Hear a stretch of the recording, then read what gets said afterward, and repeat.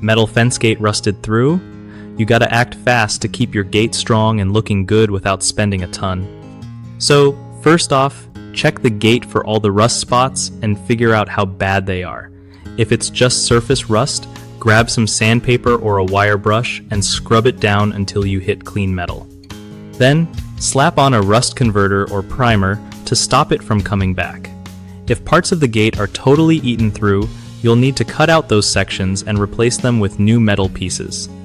Make sure to measure right and buy the same kind of metal so it fits.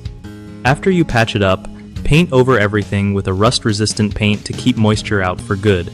Don't forget to oil the hinges and locks too, so they don't get stuck or start rusting.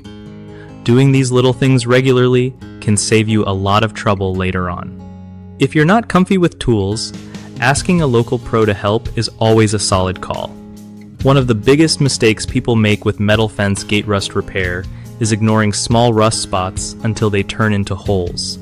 That just makes the problem way worse and more expensive to fix. Fix it early by treating rust when it first shows up. Another common issue is using the wrong type of paint or skipping primer, which lets the rust come back fast. Always use rust-proof primer and paint designed for metal outdoors.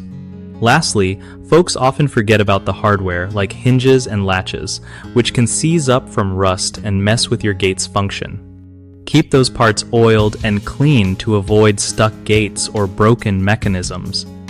BigHomeProjects.com helps homeowners by connecting them with trusted local contractors who know exactly how to handle fence repairs and other home projects.